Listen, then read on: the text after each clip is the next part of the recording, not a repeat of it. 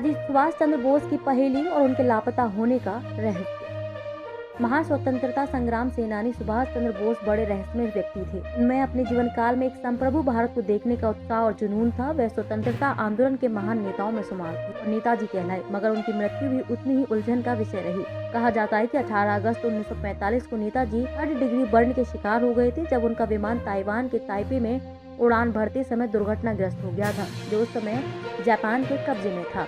रात 9 से 10 बजे के बीच निधन से पहले बोस कोमा में चले गए थे। आज उनकी जयंती है। द्वितीय विश्व युद्ध में इंपीरियल जापानी सेना के पायलट और लेफ्टिनेंट जनरल त्सुनामासा सेदेई ने दावा किया कि जापान के आधिकारिक आत्मसमर्पण के तुरंत बाद उनका विमान दुर्घटनाग्रस्त हो गया। सेदेई और बोस डेरेन के रास्ते में थे, जहां बोस को यूएसएसआर के वार्ताकारों के साथ राजनीतिक शरण के बारे में बात करनी थी और भारतीय स्वतंत्रता के लिए संघर्ष जारी रखने के लिए आजाद हिंद फौज INA का नियंत्रण सोवियत संघ को सौंपना था। सेदेई को बोस के लिए मुख्य वार्ताकार के रूप में काम करना था। घायल या मृत बोस की कोई तस्वीर नहीं ली गई और न ही मृत्यु प्रमाण पत्र जारी किया गया। इन्हीं वजहों से INA ने यह मानने से इनकार कर दिया कि उनका निधन हो गया। बोस के कई समर्थकों ने उनके निधन के समाचार और परिस्थितियों दोनों पर विश्वास करने से इनकार कर दिया। इसे साजिश बताते हुए कहा गया, बोस के निधन के कुछ घंटों के भीतर कोई विमान दुर्घटना नहीं हुई थी। नेताजी के बारे में कुछ मिथक आज भी कायम हैं। बोस के चीफ ऑफ स्टाफ कर्नल हबीब उर रहमान, जो उस दुर्भाग्यपूर्ण उड़ान में उनके साथ थे, वे बच गए। उन्होंने एक दशक बाद बोस के निधन पर गठित एक जांच आयोग में गवाही। कहा जाता है कि बोस की अस्थियां टोक्यो के रेंकोजी मंदिर में रखी हुई हैं। 1940 के बाद से जब वे कलकत्ता में हाउस अरेस्ट से बच गए थे, तो उनके ठिकाने के बारे में अफवाहें बढ़ी। 1941 में जब वे जर्मनी में दिखाई दिए, तो उनके और उनकी व्यस्तताओं के बारे में तरह तरह की अटकलें रही। उनको लेकर अटकलों और रहस्यों का सिलसिला